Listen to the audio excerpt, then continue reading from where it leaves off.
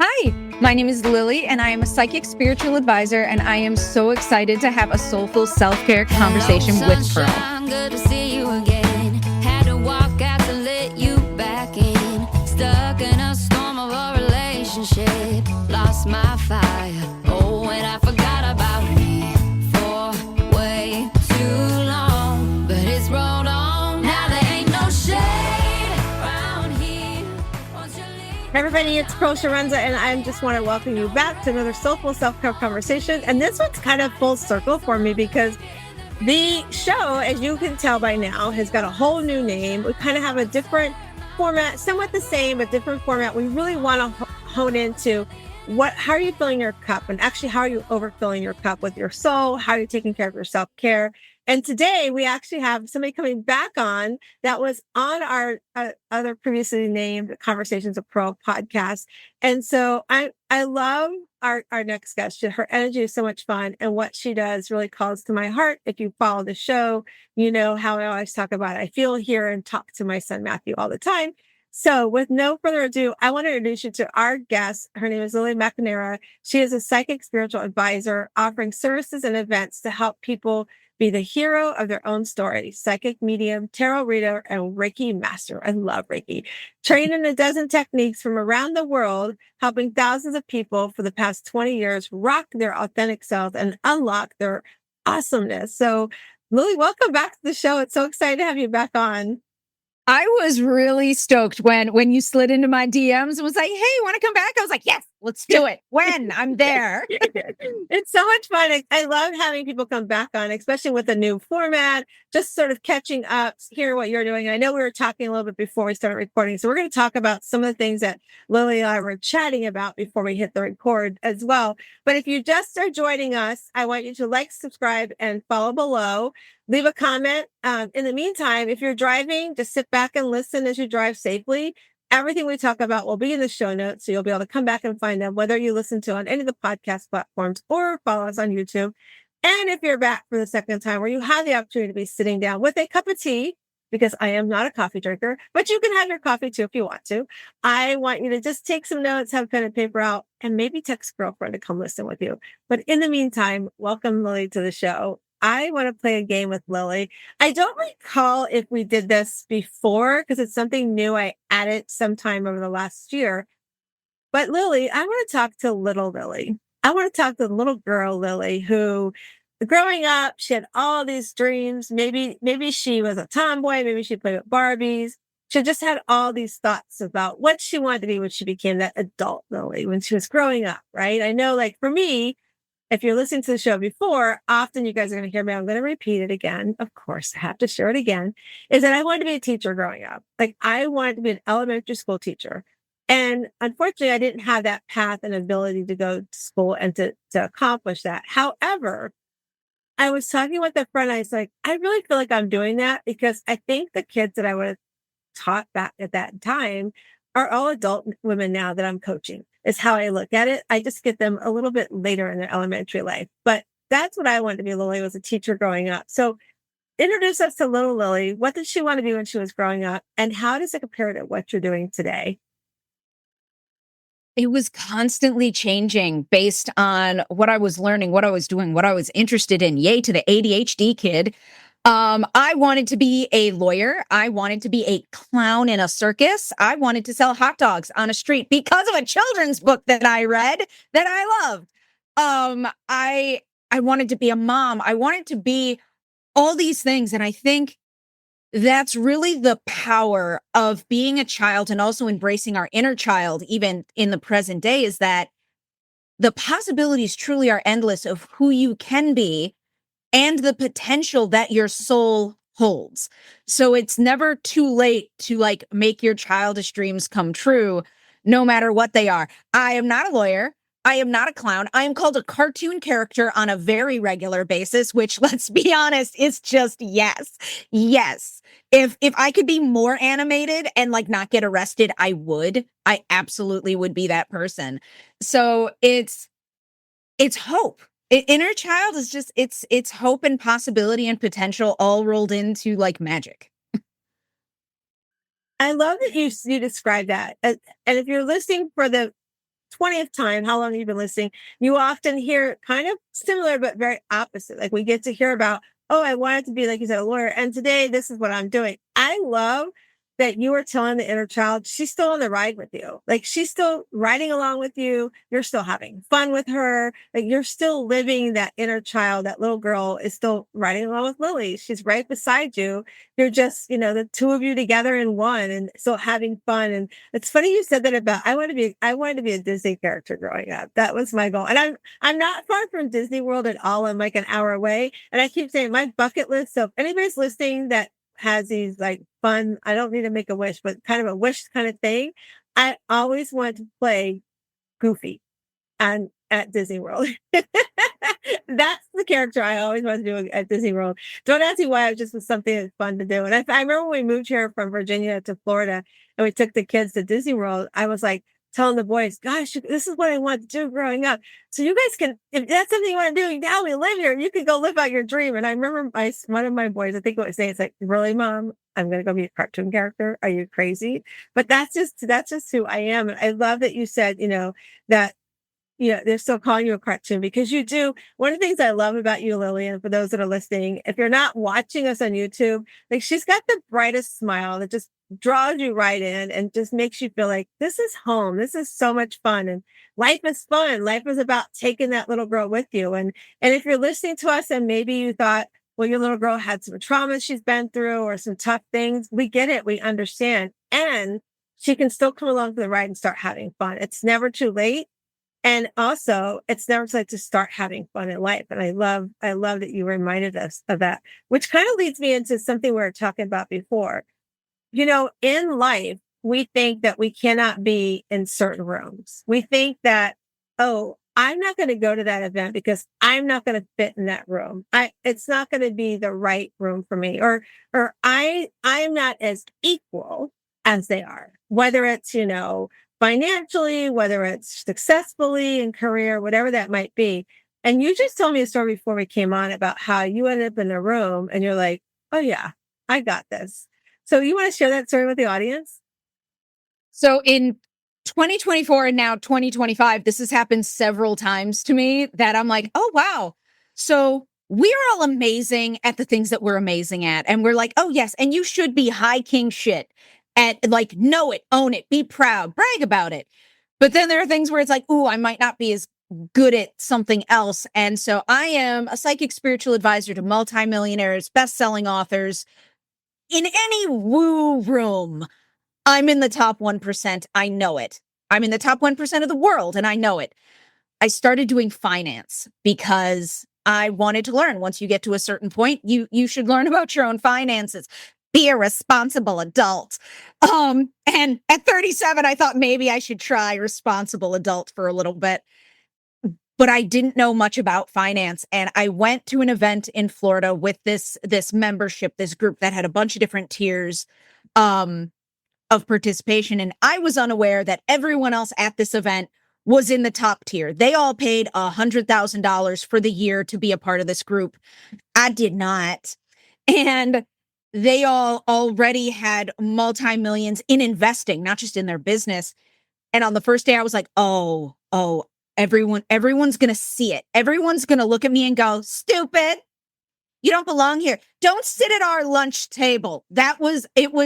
And it brings you back to your childhood, doesn't it? Where it's like, oh my God, I'm not going to sit with the cool kids at lunch. And once you get over that hurdle, you're in that room. One, enter the room no matter what, because you don't know if you're going to fit in or not. Enter the room no matter what. And then you're there and you're like, oh my God, what if I suck? What if they see me? What if they tease me? Then get over that hurdle. Because you don't have to make a fool of yourself. You don't have to like be an animated cartoon character like me. Sit there and observe and learn and grow and then talk to people. And by the end of the first day, I realized that everyone in that room was my equal. They were my equal in finance. They were my equal in business. They just happened to spend more and have more experience. But that didn't mean they were better at something than me. And it was like, oh, I can sit here. I can talk to these people. And it happened another time when I was in Arizona this past year writing a book. I took a month. I rented a house in Arizona And a group of entrepreneurs heard that I was in the area, and they're like, "Will you drive to Vegas for a day and spend the day with 12 mastermind people and do a mastermind dinner?" And I was like, "Yeah, sure. I'll do that." Bopped over. During the intro, everyone went around and like said their accomplishments. Mine were not that. And so during that, again, I was like, "Oh my gosh, everyone's going to see that I'm an imposter, that I don't belong here." And then I just very honestly did my intro. By the end of the night, people were literally lining up to talk to me, to get a tarot reading from me, to spend time with me. So when you go into these rooms, it's okay to feel anxious, but it's just a hurdle to get over. It's not, that shouldn't be the reason why you don't go into a room. It's like, oh, what if I don't belong? Then you'll know, and you'll never go into that room again and waste your time. But you may go into that room and be like, "Ooh, these my people. Isn't this nice?" And then you're just going to be fabulous. And I wrote down like enter the room. First of all, I love that you said that, like enter the room. Don't be afraid. Fear is going to hold you back from entering rooms you should be in. And when you don't enter the room, the result that's waiting for you because you're supposed to enter the room won't happen because you haven't entered the room, as you said, right? And then also like what you said about just sit at the table. They don't know unless you go, "Hey, well, they might say, well, maybe you dress different. Maybe they'll notice something different that way or, whatever. But they're not going to be like, well, let me see your bank account, whatever. Unless you start saying, they're not going to sit down at the table. And because even like, I love what you said, like observe and then absorb, right? I wrote that down, observe and absorb. Observe how do they enter the room? How do they hold themselves? How do they talk to somebody, right? Observe that and then take some of that and be like, well, I like how that person handled this kind of conversation. I like how that person walked in the room.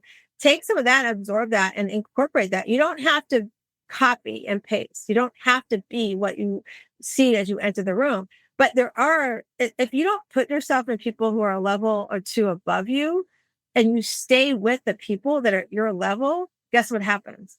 You stay at the level of where the people you're with. It's just like they talk about in dieting, right? I was sharing this story the other night with a group.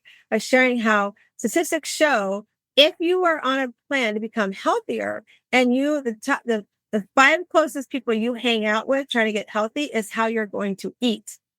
And I learned that when I was on my healthy journey and I sat back and I love my friends. If any of them are listening, there's nothing against them. And they're probably going to figure out my trick. I love my friends. I'm like, well, they like to eat and drink is all around everything we do. Right. And it was becoming like it was going to inhibit my journey, how I wanted to change my life and my eating habits. So I had to come up with a plan because I love these people. I don't want to not pick them. And being in your 40s and 50s, it's a lot harder to find good friends sometimes, that you can trust and know, like, and want to be around. And so I was like, okay, I'm going to go into the room or into this event or into this restaurant. I'm going to come in not late, but maybe a little after I know they've ordered their drinks. I was always the person who would show up on time. I'm like, I don't have to be the first person to walk in the door. I can be a little bit late. So therefore, they've already gotten their drink. Maybe they've already ordered their appetizer, right? And then the other thing I would do is we'd sit down to eat. At some point, I caught on that, oh my God, every time I'd order, I'd say, can you put my dressing on the side? Can you not put butter on my steak? Like, that's how they make your steak taste good, everybody. They put butter on it when they cook it in the kitchen, just so you know. So I was like, can you not do that? And people would look at me. So then I decided, if the waiter came to me or waitress and I was the last one to order, great, I'm going to order the way I want to. But if everybody else had an order, I'd be like, you know what? I need a little more time. Can you come back to me, please? And then they come to the end. Guess what happens, everybody? Everybody at the table is already chit-chatting about what they want to talk about. So while you're going, dressing on the side, no steak on my butter, give me this instead of that, whatever it is, they're not listening to you. So they're not going to give you a hard time, right? So really evaluating and learning. And then by me doing that, I was able to hang out with people I wanted to, but I upped my game and my health. And so it's the same thing with anything you're doing. Like what you said, Lily, we reach a point in our career and our life where, we got to take care of our finances. And so if I'm hanging out with people who don't know how to do that, I'm going to not learn anything. But if I enter a room that says, you know what, I'm going to go in a room that has all these millionaires in there. They weren't a millionaire all their life. They had to start somewhere, unless they got it from mom or dad, inheritance or something. So they start at the same place you are at the beginning. So why not? And I love that you share that when we were talking about before about, being in the room and not thinking we don't belong. You do belong. Whatever room you enter, you were put in that room because, there's a plan. Whoever you believe in, higher power, spiritual, God, whatever it is, there's a plan. So you're in that room for the reason. And I love that you share that about entering the room. Right. And then, one of the things that I love about you, I love what you do, because, and some people are going to listen and I'm just going to say it right now. I'm just going to get it out of the way. If you're listening to us and you don't believe in the things that Lily does because of your faith or whatever have you, that's great. That's your thought. That's your opinion. You are so entitled to that. I say the same thing about politics. I love you. I want to listen to you. Explain to me why, teach me, I can tell you for me, and I had actually had somebody, his name is Seth, like, Pro, you have some talent. Like, yeah, I don't want to tap into it. I don't want to tap into it. I'd rather just go talk to the people that really use that talent. Right. So Lily, what I want to know is remind us again, like what, we talked to the little girl that's coming along with you and you shared all these things. At what point did you know that this was the place you're supposed to be, that you're this, this person that can help us, in our life become, that psychic medium, this Reiki and tarot. When did that, like, I call it your SHERO journey. When did that SHERO journey start showing up for you? So mine is a little bit different than other people's because most people find it a little bit later in life. I was born with my gifts. I was born seeing spirits and energy and being able to help people. And I knew my entire life I wanted to help people. By the age of 10, I realized what I wanted to do with my life, and I found a mentor. I trained with them for 5 years before I started seeing clients professionally. Um, I kept growing and learning and doing new and different modalities because every soul is different. And I never want someone to come to me and be like, help me. And me go, I don't have that tool in my toolbox. I'll get out the toolbox. It's a big one. It's a big one at this point. I got a big toolbox. And by the age of 30, I started an LLC. And as I grew my business, I realized that I wanted to have a larger impact on the world. And to do that, you have to have larger clients. And so most of my clients are multi-millionaires, pro athletes, best-selling authors. That is the bulk of my membership clients. And that allows me to help so many more people by creating digital products and courses that are more affordable and have access to hundreds of thousands of people, as opposed to like, oh, I could help 100 people. It's like, no, I want to help a small country amount of people. I want to help a lot. And so for me, it started really young, and there were definitely diversions. Like, I'm not going to lie. I had, my abuse started at 12 months old and lasted up until I was 30 years old. And that's when I was able to, through creating my business and becoming successful, I was able to escape abuse. So it's like, it's not, oh my God, it was awesome and easy. It's like, no. There was a lot of like bruises and wiping up blood in between it. But I feel like that's such an important part of our hero's journey, as you call it. You do it. Like, it's not going to be pretty. You can build your perfect life while escaping, while leaving, while breaking toxic paradigms from your past. It is not one or the other. It is not black or white. And that, I feel, is something that a lot of people, the misconception that holds them back. They're like, okay, everything has to be perfect before I can thrive. It's like, no, I loved myself and I was successful while I was still getting hit. That's okay. Abuse is not okay. But how I got here is okay. And it's okay if your journey is just as messy as mine. Mine was a Jackson Pollock, baby. Mine was not pretty. And that's okay. And I feel like that's something that people never want to talk about. It's like, no, you had a little bit of trouble, but now look where you are. It's like, no, it's okay if it was messy. And I'm glad you said that. It's okay that's messy, because one of the things that I do, I have the privilege of coaching at a nonprofit. It's called the Mary Martha House, and it's for women who are between homelessness or leaving, domestic violence situations. Maybe they've, gone through some overcoming challenges, trauma in their life. And last night we're actually together, and that's one of the things I said is like, we all have a story, and our story is part of our journey. And it doesn't have to mean that I can't have these things that I want to have, right?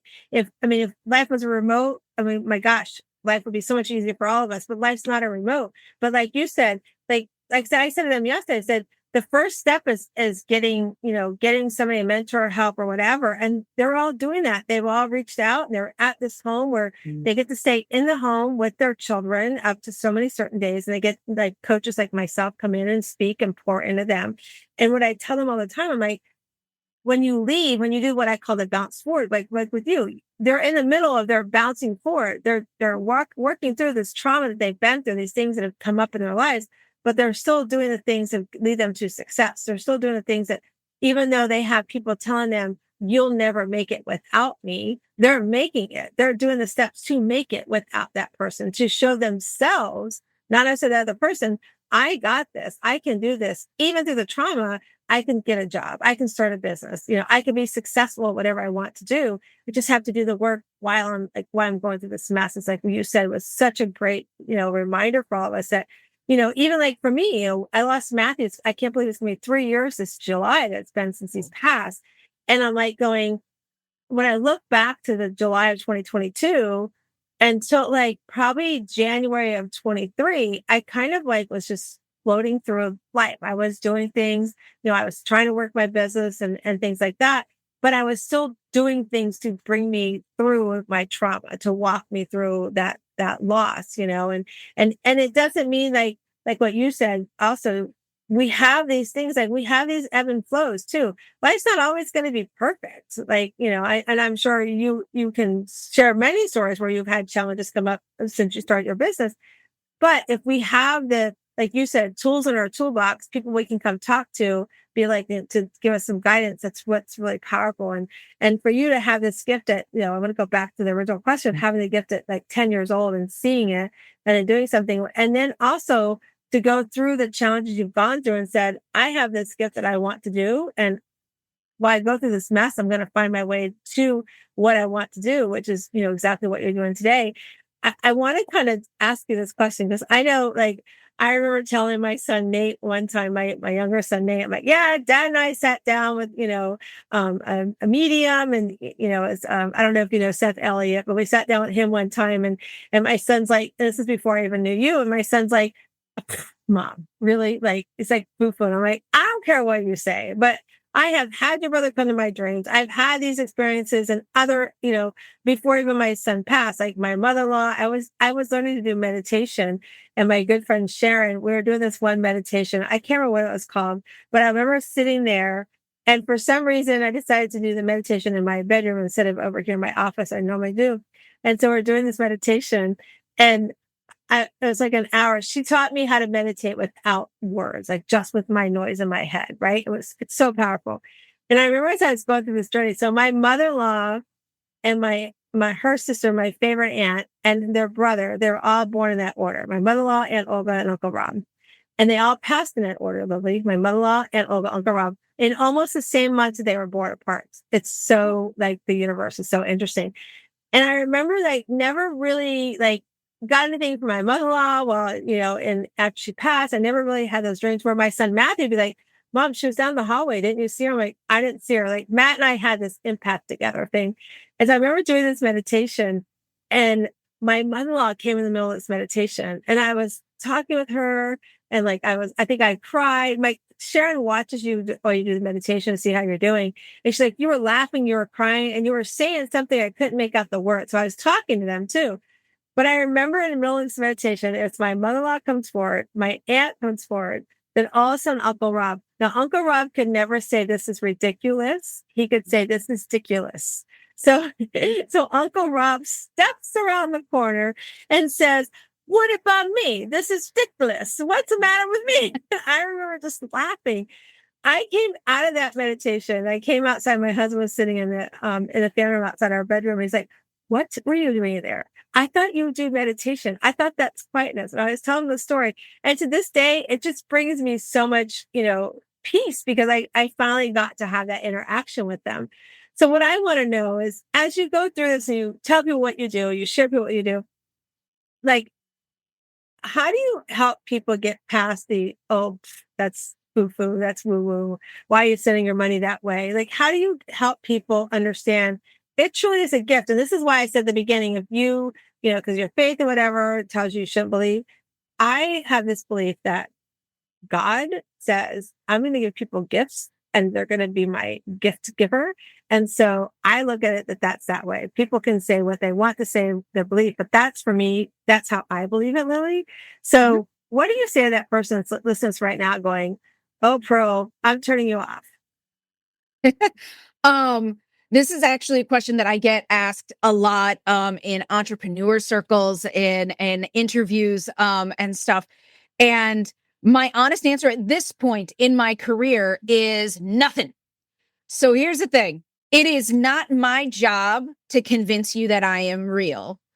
It is my job to help you be the most favorite version of yourself, not the best version of yourself. Because let's be honest, that's not something any of us really want, because then we put judgment to it and it's a quality and a quantity. I want you to be your favorite version of yourself. I want your business to thrive and do exactly what it's meant to do. My job, my existence, my life's purpose is not to prove to you that I am real. And the thing that I have said since I started seeing clients when I was 15 is I am not a performing monkey in heels. I am not here to do things on cue. If you walk up and say, well, tell me what my middle name is. Your middle name is Jackass. And I do not have time for you. I am too fabulous and helping too many amazing souls to deal with whatever you're going through. Seek therapy. And so for me, it sounds like so rare, but it's not. I love helping people. I love working with people. If you even remotely tolerate me, I will chill with you. I will work with you. But if you walk in and it's like, I don't believe you and you're with the devil says you look fat in those pants. How about that? Huh? Leave me alone. So that's where I'm at. I only have time for people who want to explore, who are excited, who have that spark. And if you don't, that's fine. There are other practitioners who have dedicated their entire careers to converting people, to proving that they are real. I know I'm real. Obviously, a lot of other people do too. I'm in the top 1% in the country of people in this field. I don't need to prove myself to anybody. And so that's the mindset that I take. And quite frankly, it's freed up a lot of time in my life because it's no longer when people are like, I don't believe you. I'm like, okay, bye. Like that multi-million over there who pays me, 5 figures a year. I'm good. They believe me. I'm good. And with that money, I'm going to help 1,000 more people.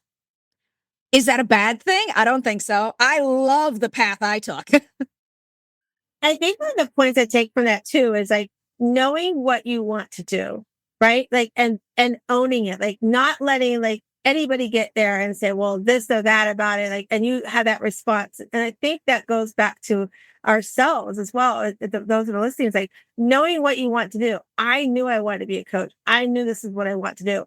It doesn't mean everybody wants to work with me, and that's fine. But I knew that I wanted to teach women how to overcome people pleasing. Stop showing up for everybody else and not for yourself in your life. Because God help it, you don't know when tomorrow's not going to be here, and somebody's going to slide in and help your family's going to figure out how to do laundry and feed themselves. Somebody's going to slide into that desk chair where you're working and giving up all your man hours, but nobody can slide in and be the person you are for them when you start showing up for them more because you show up for yourself first. So it's like, one of the things I think I take away from that is for those that are listening too, is what is it you want to do and own it. Like own it. Don't let anybody be like, well, I think it's this, or I don't believe that. Okay, fine. Then you're not who I want to work with, and Yep. I talked to somebody the other day. They're like, well, I want to work with everybody. I said, okay, so do you want me to send you the 2-year-old that's screaming and crying right now at the grocery store with the mother to work with him? Like, hey, you got to really figure out who do you want to work with? Like, Yep. I have a client that she's starting a virtual assistance business. And she's like, well, I can help social media. I go, I'm not hearing it. Do you really want to help someone with social media? That's a lot of freaking work. Trust me. I know. I do my own. It's a lot of work, right? And she's like, well, I'm like, okay, then your answer to that person is, you know what? I'm not the right fit. Let me give you somebody that's the right fit. Like, have people in your arsenal. I also say too, have people in your arsenal. And here's the thing too, if you're listening, you can still make money off the referrals you give because you just say, I want an affiliate piece, whether it's 2% or whatever, you can still make money. You're not losing anything. Or you just say, I'm going to partner with this person because they're going to be a good fit for some people and they're going to send me referrals because I'm a good fit for some of their people. So I love that you are like, stay in your lane, know what it is. And okay, yeah, if you don't like it and you think I love what you said, then the devil thinks you're too fat in the pants. And I love that. I mean, it's so true. It's like, we don't think before we speak. So when we don't, and you don't like what you receive back, then why didn't you say anything to start with? I love that. That's for me. That's why I look at it too, in that way. So I'm taking it by your answer too, when people often will walk up and ask you crazy things like that. But do you ever have, I follow a couple of psychic mediums and because it's just something I love. I think there's so much there and it's so connecting for me. Do you ever, are you ever in a room where you walk up to somebody and be like, something's like calling you to tell them something? Have you ever had those moments? Because, okay, let's just be honest. We see what's her name on TV. I'm not going to say her name with big poofy hair. We see her on there and be in rooms. Although I don't know how, I'm not going to say that either because I could get in trouble. But do you ever have like any of those kind of moments? And if do, what do you do with those moments? So this is a multi-part answer, okay? One, I have been on TV shows before, okay? So I was on The Block season 5 and then I won season 9. It's an entrepreneur competition. Let me be 100% clear. What you see on camera is not even a fraction of 1% of what happens. So with other practitioners, whenever I see them, it's like, we don't know if consent was asked off camera. And it's not a juicy thing to put on camera to be like, do you wanna? Every single time.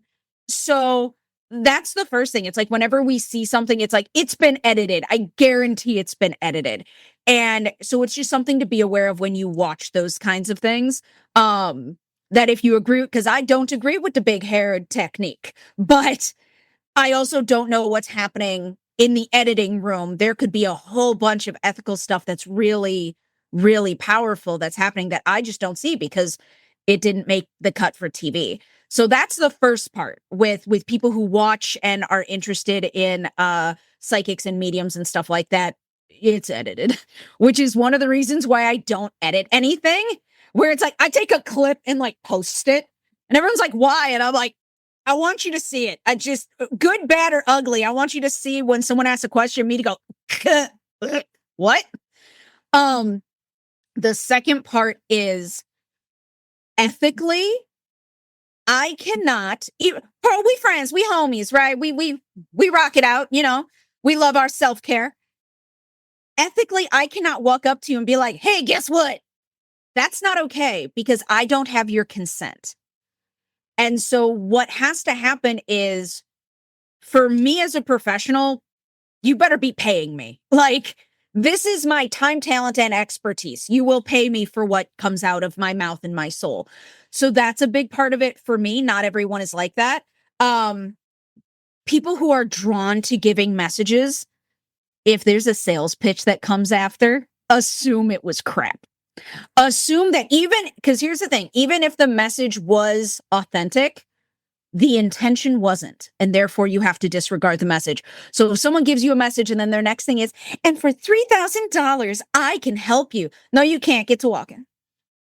You ain't for me. So it's such a complicated. So yes, when I walk into a room, I know the spirits that are in the room. I know the energy. I can tell that you had a fight with your husband in the bathroom. But also, it's my job as the professional to put a dimmer on that and to shield myself, because your life is none of my business. I do not have a right to your energy ever unless I have your consent and you pay me. And so that's a big thing with practitioners, that they're like, but I'm just getting it. It's like, if you are so untrained that you cannot filter, you shouldn't be seeing clients because it's dangerous and unethical. And so in big situations like the events that we go to where there's 1,000 people, I automatically put up more shielding so that I'm not getting everything at every opportunity. And at the same time, I was at an event recently and they were talking about these different memberships and stuff. The financial one, the different memberships and stuff.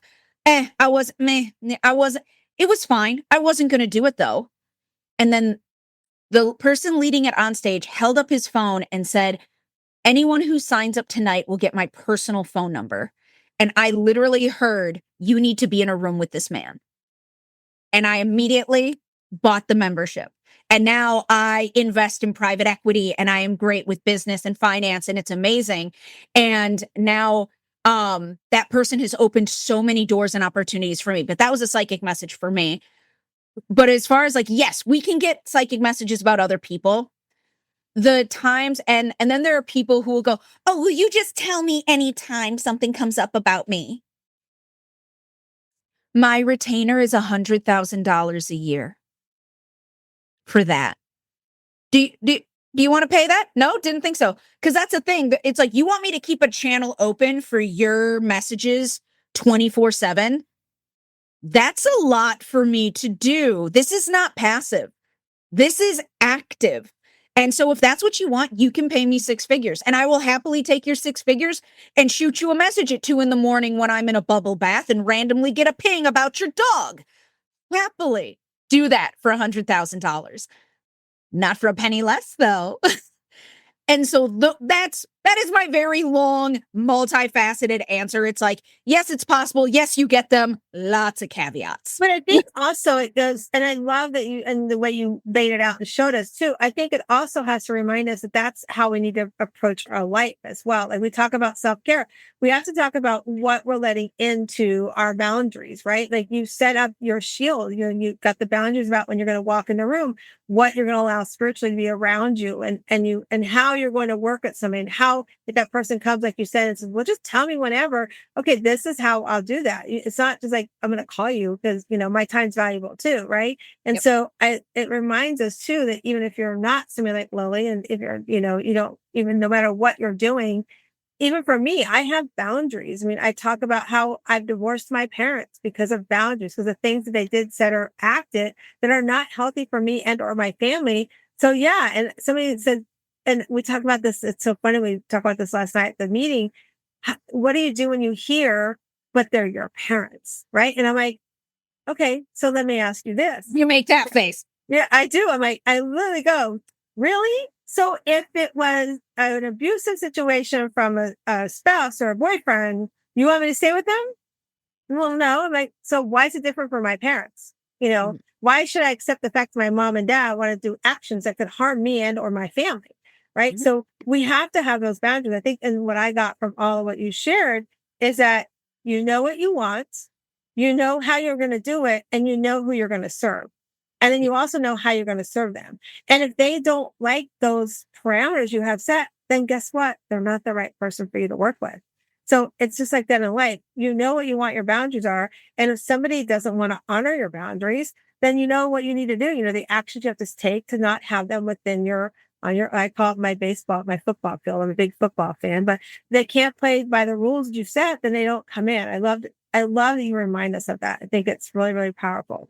So let's talk about the people who do hire you. Let's talk about the people that you're working with, the people like you explained, like what are some of the things you do and how do you guide them through, like a business, like somebody like me as a business person, or maybe the mom who just wants some, help me handle these crazy kids and this crazy life, how do you, what are some of the steps they do and how does that look for your clients? So the fun thing is that everything is different. There is a general template for we'll get the more unrealistic one out of the way first. So for my pro athletes, 400 million and more a year they make. Those are completely VIP, customizable. You pay me an obscene amount of money. I give you a chunk of my sanity type of thing. So those are all like intensives around the country, one-on-one. And they get to text or call me. I don't have to answer if I'm sleeping, but they get way more access to me. And so there's that, and it's very VIP and customizable. And then there's my membership clients, and then there's like different tiers of the membership. And basically, I believe okay, I looked this up recently. What is the difference between encouragement and empowerment? Because I was really interested in it. I got obsessed with it. Encouragement is cheerleading. And do not get me wrong, I have branded pom-poms of my business colors. Okay. I have them in my healing space. I have them in my office. I will cheer you on. Empowerment, because people say empowerment all the time in spiritual and women's spaces, right?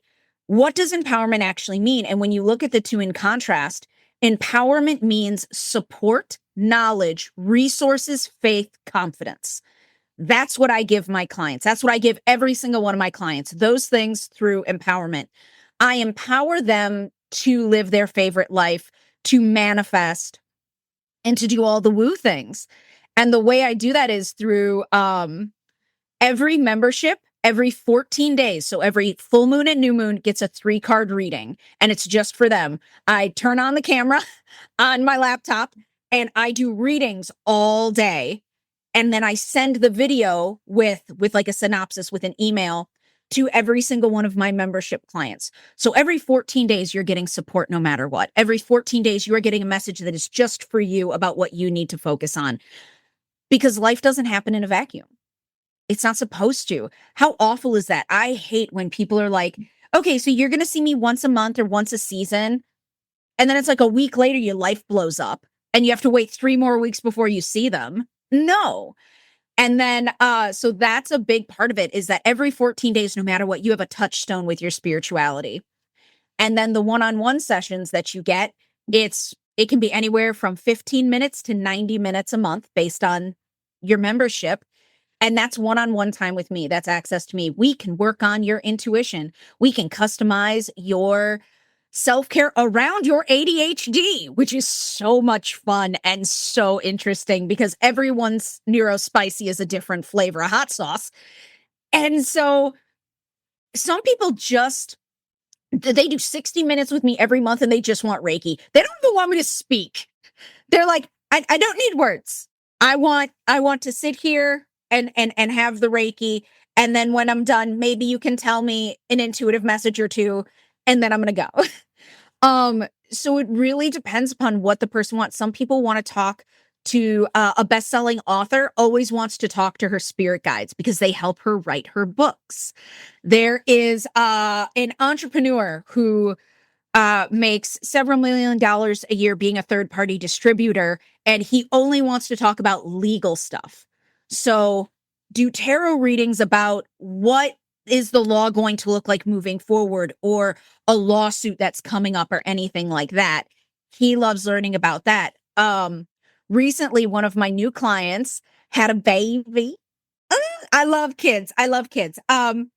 And what they wanted, they were like, okay, so I got a message and a picture within 24 hours of that baby being out of the oven.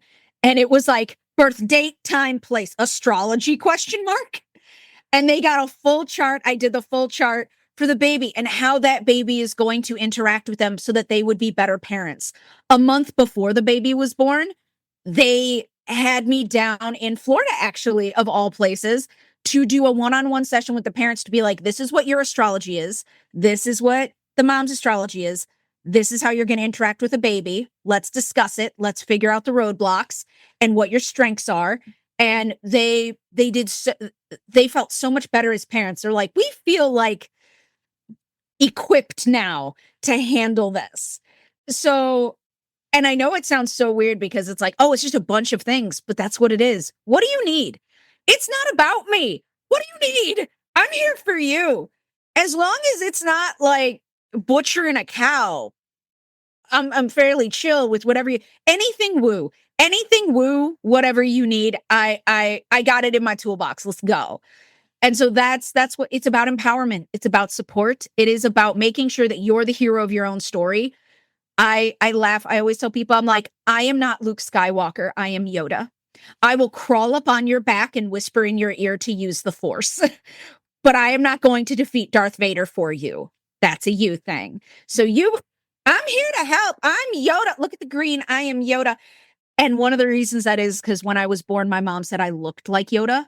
And she knew I would be beautiful because I looked like Yoda. I looked like an alien when I was born. And I was like, your rationale ain't quite there, but I do appreciate it. I mean, look at this. Look at this Yoda.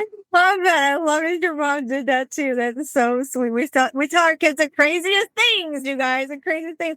So I love how you laid out too. Like, this is what you do and this is how you do it, right? And it's like you said, you become the hero of your own story, and what you want is what they work with you to get. And it varies by person, and whether it's babies, which we all love babies, to athletes, whatever that is in between. And so those that are listening are going, oh my God, I need to talk to Lily, because I just looked at our time is getting short. I love talking with Lily because our time flies by.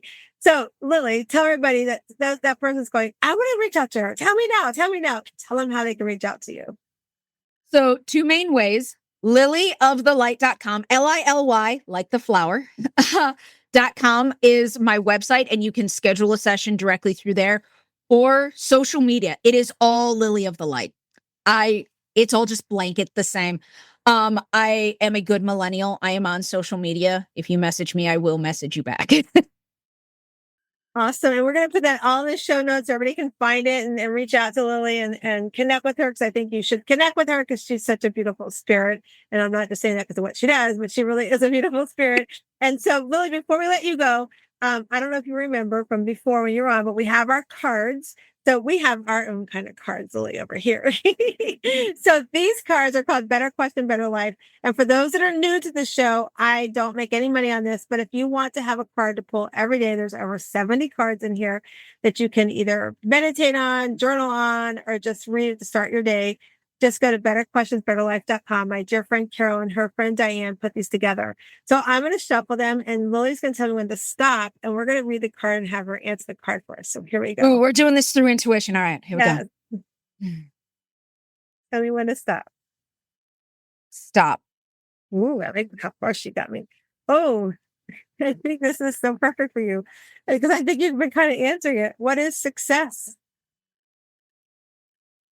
Success, honestly, success is safety. Success is freedom. Success is autonomy. And that sounds so weird for people, but when you come from a traumatic past, when people ask, like, what does money mean to you? What does success mean to you? It means safety. It means you have options. It means you are in control of your own life. And that's what success, when I got success, it was probably, honestly, I'm like tearing up. I'm so sorry. It was probably one of the most healing things I did for my trauma, was becoming successful, because I realized that I had options that I never thought that I had. I never thought that safety was a choice growing up. It wasn't an option. And then when I became successful, I was like, safety. I'm safe. I'm happy. I am perfectly content. And that is what success looks like. And I believe that however you interpret success, that everyone deserves success in the form of safety, period. That is so beautiful and powerful. Yeah, success is safety. It's a great picture of success. I've never heard it that way, and I think it's something I will remember from now on. That there is success and safety. And sometimes, if you're listening to us and think that there's not, we're here to tell you there is. And you can reach out to Lily. You can reach out to me. You can like and subscribe below, or follow, reach out. We'll get you all connected to either one of us, because we want you to feel that safety as well. So, Lily, I want to thank you so much for coming on. I want to thank you for coming back and being part of our new name show, Soulful Selfcare and Conversations. And I just can't wait to see all the great things you're going to be doing. And Lily and I are talking about somehow, some way getting her to one of our retreats. So keep an eye out and watch for that. But in the meantime, I want to remind each and every one of you, come into this world, you have this rough shell. You've got to open up that oyster. But once you open up the oyster, not only are you going to find your SHERO, but you're going to find your inner pearl of greatness. So I hope you go out today, and I hope you find your inner pearl of greatness. Have a great day. Oh my gosh, you guys, that was such a fun conversation. I love having Lily on the show. She's such a beautiful soul, and there's no pun intended with that. But one of the things that really struck me today, and I want to remind you, and that is, the first one is, how are you entering the rooms? Like, how are you entering rooms that you think you don't belong in? What's stopping you from entering rooms that you belong in, but you're letting yourself say, I don't belong in there? Because also the other part of that is, how are you becoming the SHERO of your own story? Lily called it hero of your own story. I'm going to call it SHERO. How are you showing up stronger? How are you showing up happier? How are you showing up more empowered, more radiant and original self you're meant to be? When you don't enter the rooms that you belong in because you're telling yourself you're not worthy, I want you to know that's false evidence appearing real. That's fear that's keeping you back. And if that's something you're struggling with, I want to empower you with some help around that. So down below, like and share, but book a time with me. Have your SHERO mini session with me. Let's talk about that. Let me help give you some tips and tricks just to get you in some of the rooms that you're not walking into. I hope you had a great time listening to this episode, and I hope you go out and become the SHERO that you're meant to be. Have a great day. Why'd it take so long to